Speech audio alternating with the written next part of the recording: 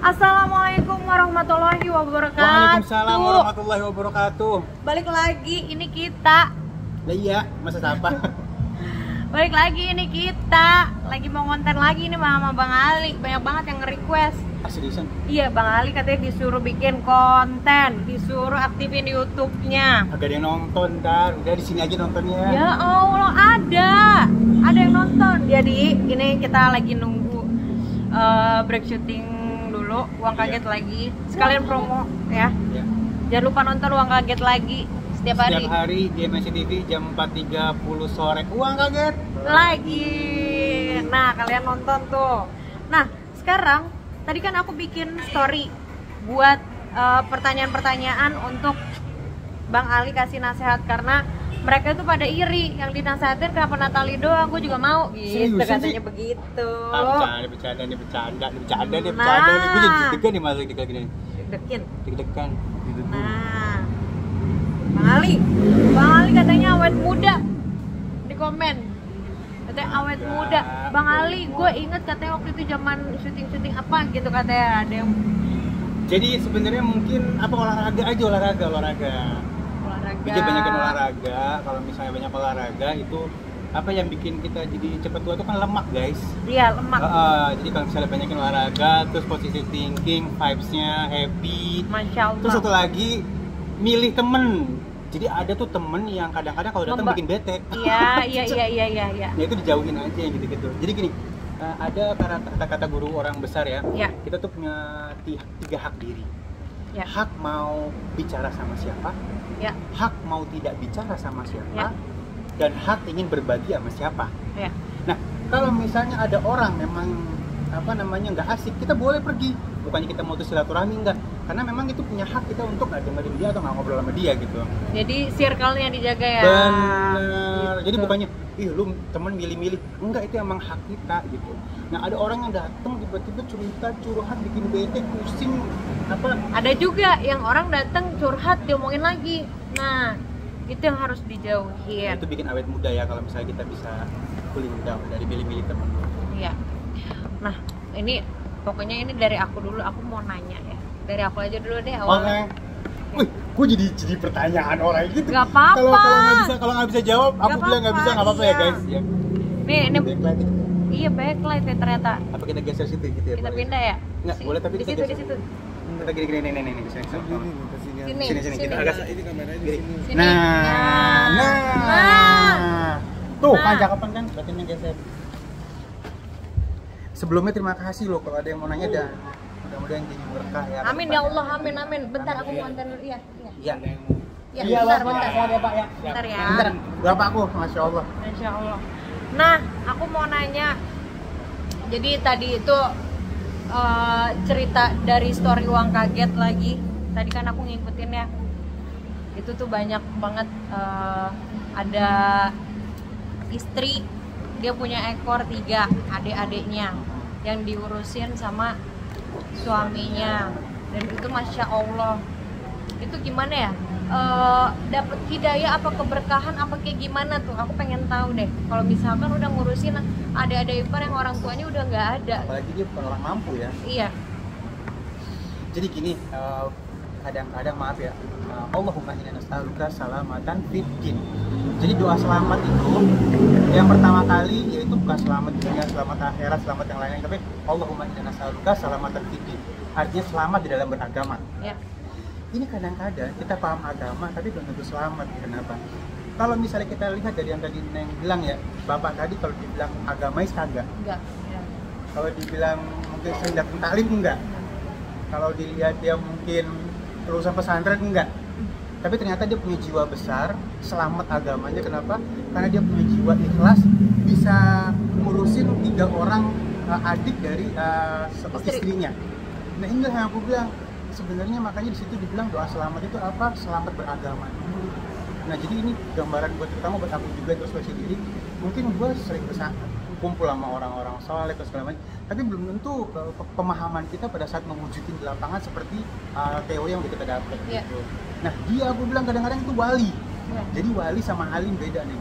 Jadi kalau wali ini orang-orang yang melakukan hal yang rutinitas biasa, menjauhi maksiat aja kerjaannya, lurus-lurus aja, happy-happy aja, ikhlas-ikhlas aja, tapi banyak selamatnya. Nah kalau orang alim ilmu udah pasti insya Allah harusnya beliau juga wali, tapi lebih berilmu gitu.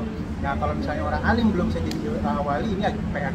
Nah aku bilang tuh kayak wali-wali mereka ini, bener nggak sih? Iya benar. Dia kan kayak wali-wali Allah yang istilahnya ya sahabat, kayaknya kok bisa ya penghasilannya cuma jadi tukang ojek ya? Tukang ojek sama ngamen. Ngamen, tapi dititipin istrinya punya adik 3, dia tinggal bareng di situ. Iya. Terus dia mau ikhlas. Nah ini kalau aku bilang wali ini, selamat agamanya gitu. Iya, jadi ibadahnya juga bagus ya. Itu sama aja kayak amal ibadah ya. Bener banget. Tapi kalau misalkan kayak aku nih, aku kan dicibir sama netizen ya.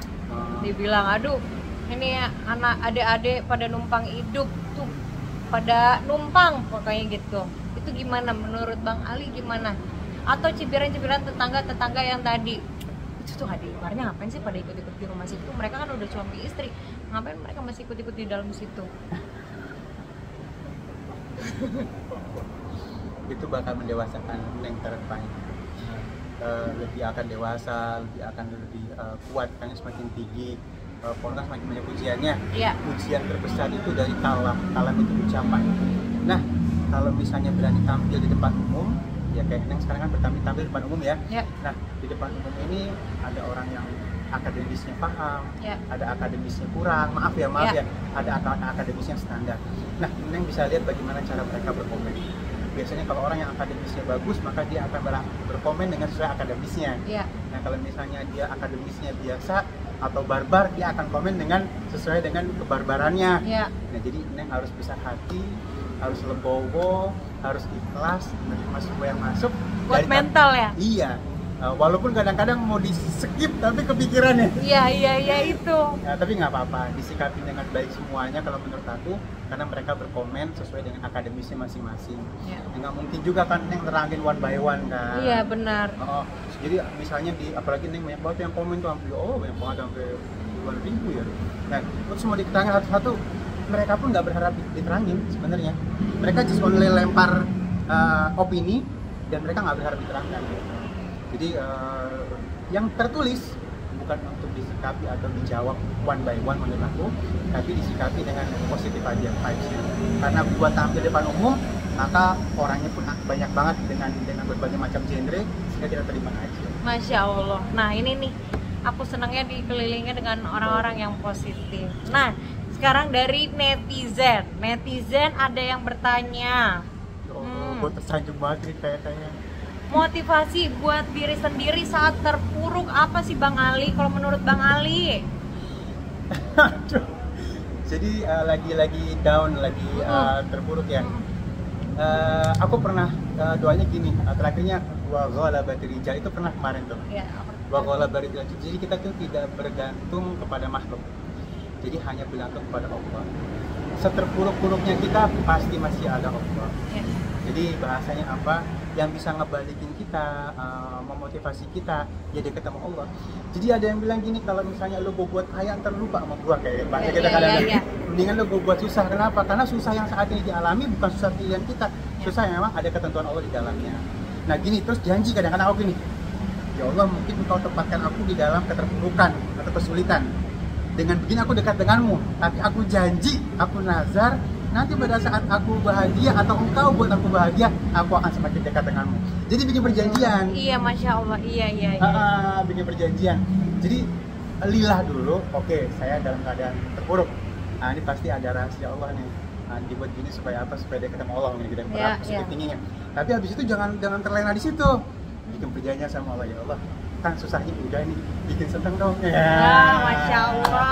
Tapi nanti kalau misalnya aku dibikin senang, aku tambah ibadahku, aku tambah sedekahku, jadi kayak ada nazar, dan itu akan jadi sebuah dialog antara kita sama Allah. Mudah-mudahan keterpurukannya berkah, nanti pada saat naiknya berkah. Amin ya Allah, amin. Gitu. Masya Allah, aduh. Gitu. Jadi bos susah guys. Dan kalau misalkan kita udah senang juga pasti akan dikasih ujian lagi. Bener. Iya itu. Iya. Dan tadinya sholatnya cuman wajib, sekarang rawatibnya ada, tambahin. Iya. Jadi semakin kaya, semakin banyak ibadahnya dah. Jadi Iya. akan terjaga keberkahan. Amin, Masya Allah. Nah, next ini kita baca dari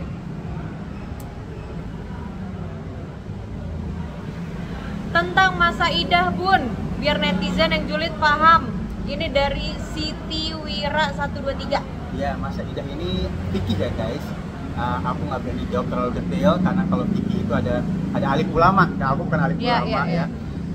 Masa idah itu masa ada yang bilang sendiri, mengurung diri, tidak boleh berkomunikasi dengan siapapun selama 3 bulan. Tapi memang banyak juga ada beberapa pemahaman yang memang maksudnya mengurung diri itu apa? Ya menjaga jangan sampai menikah lagi. Nah, itu maksudnya bukan mengurung diri di dalam rumah sendirian gitu. Iya, selama 3 bulan gitu, bukan ya? Jadi ada macam-macam pemahaman. Jadi aku nggak berani detail. Kenapa? Karena ini urusan fikih yang harus menerangkan alim ulama. Tapi kalau menurut aku Bang yang Ali, fakir ilmu ya, nggak paham ilmunya. Mengurung diri atau menyendiri itu maksudnya apa? Introspeksi diri. Nah, ada orang yang mengurung diri akhirnya jadi sumpek, jadi malah depresi karena dia dalam keadaan sulit. Nah, tapi ada juga orang yang akhirnya keluar bekerja, nah kan bekerja ya. Nah, yang bekerja memang harus bekerja untuk cari nafkah buat melanjutkan hidup kan. Nah, mengurung dirinya itu apa? Ya paham bahwa dalam waktu 3 bulan ini tidak boleh melakukan, maaf ya, garis besarnya nikah nggak boleh. Nggak boleh menikah selama 3 bulan sama orang lain. Nah, jadi kalau mau lebih detailnya mungkin nanti tanya sama alim ulama, tapi kalau versi aku, mengurung diri di sini atau menahan diri atau masa idah ini ada beberapa macam pemahaman. Nah, itu tergantung kita mau ambil yang mana nanti. Iya. Tapi kalau kerja itu kan boleh ya? Harus, kalau aku bilang harus kerja ya, mau gimana namanya kerja kan. Jadi kalau nggak kerja gimana? Kita mau untuk urusin hidup. Jadi intinya kalau masa idah itu bukan kita nggak boleh kerja, kita harus mengurung diri di kamar, di rumah aja, nggak boleh kemana-mana, itu bukan ya? Ya enggak sih kalau menurut aku ya, karena ini kan dia harus kerja, harus menafkahin keluarga gitu kan. Nah, tipikal orang juga beda-beda. Mungkin kalau di zaman dulu, jangankan 3 bulan, mereka emang laki perempuan ini kerjaannya di rumah. Bahkan ke pasar pun di zaman Nabi Muhammad SAW itu yang ke pasar itu laki-laki. Jadi wanita itu dimuliakan di rumah. Oh, zaman dulu. Beli telur, beli sayur, beli segala macam. Saking lelaki memuliakan wanita, wanita tuh di rumah hanya masak aja. Jadi laki-laki yang pergi ke pasar. Kenapa? Karena tidak wajar seorang perempuan tawar-menawar, berhadapan langsung dengan penjual yang laki-laki. Kayaknya bukan levelnya. Makanya dulu udah dimuliakan perempuan tuh di rumah. Nah, jangankan masalah idah gitu. Emang kehidupan orang dahulu emang wanitanya di rumah gitu. Nah, sekarang di zaman ini kan beliau harus kerja, beliau harus cari nafkah, beliau harus move. Nah, mungkin tapi masa idah di sini kan tidak boleh istilahnya ya menikah lagi kalau poin globalnya ya. Nah, nanti detailnya boleh dilihat dari beberapa para alim ulama nanti paham. Oke. Next, mau cari sendiri apa gimana? Banyak amat nih. Iya, Masya Allah. Ini Bang Ali, fansnya Bang Ali banyak banget. Enggak ini aku karena di tempatnya yang Natalia aja. Enggak, ya ampun ya kan, banyak banget. Kok, ayo Allah. Yang mana? Kok cantik banget, oh ya cantik. Aduh, Masya Allah. Keluh kesahnya gimana caranya buat? Oh, enggak jangan, bukan eyeliner buat Bunda. Gimana sih rasanya? Oh, bisa. Bang Ali, Kak Natali tuh, aku anak broken home. Cara buat gimana Bang Ali? Kak Natali. Berarti Bang Ali aja deh. Buat kasih inspirasi. Broken home itu kan pasti dari orang tua ya guys. Iya. Nah, diubah dulu pemikirannya, bukan broken home tapi happy home. Iya. Nah, jadi gini loh, pada saat kita mendogma, wah orang tua gue berantem, bapak gue berantem, Kita rusak. Gue broken home. Keluar rumah, gue broken home guys. Jadi gue siap untuk yang negatif-negatif. Nah, jangan gitu, diubah dulu. Oh, orang tua gue lagi ada masalah. Ya, tapi gue fine, gue baik-baik aja. Yang penting gue doain mereka fine, baik-baik aja. Dan gue gak mau nambahin masalah gue itu. Jadi gitu, pada saat keluar rumah, I'm good gitu. Gue bukan broken home, gue baik-baik aja. Dan gue lagi dapat sebuah ujian. Jadi jangan sampai sebuah kalimat jadi keyword untuk sesuatu yang negatif. Jadi kalau udah broken home, di sini broken home terus nanti kemana-mana gitu. Itu jadi bangga, jadi tren karena gue lagi broken home, orang tua gue yang salah. Nah, gitu juga guys. Jadi tren. Iya, benar banget. Oke, ini ada lagi dari Papat .r.a_. Motivasi buat aku yang belum pernah lihat sosok ayah dan ibu sama sekali, biar nggak jadi ejekan yatim piatu.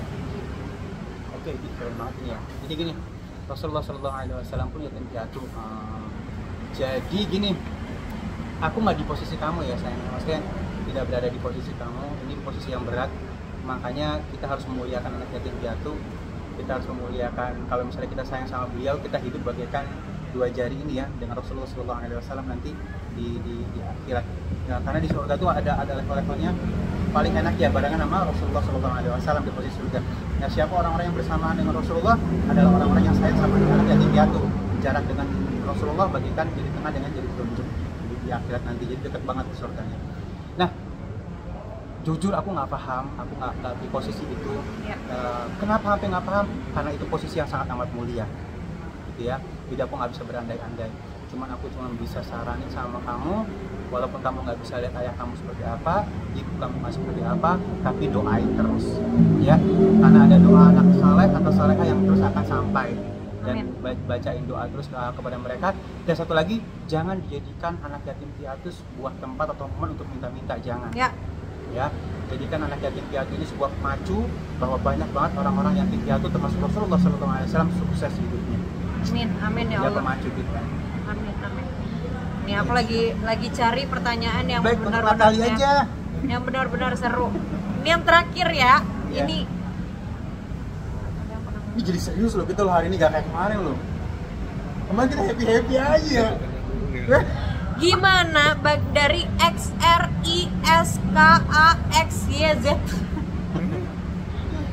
Bagaimana cara cowok yang selingkuh? Bagaimana cara agar cowok yang selingkuhin kita itu menyesal? Katanya gitu. Wah, dia dendam. Nggak boleh sebenarnya dendam itu. Cowok yang seling, udah susah juga ngomongnya ya. Ya sebenarnya selingkuhnya dinyesal ya guys. Jadi pada saat selingkuh itu ada berbagai macam sisi atau beberapa side kelemahan iman.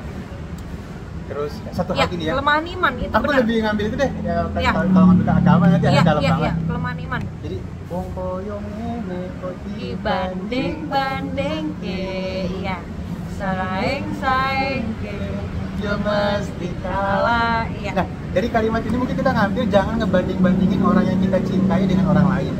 Kalau misalnya kita ngebanding-bandingin orang yang kita cinta sama orang lain, pasti kalah orang yang kita cintai. Kenapa?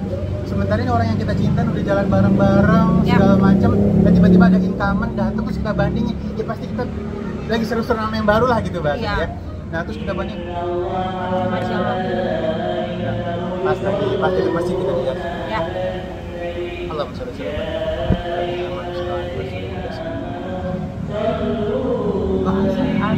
azan ya, azan.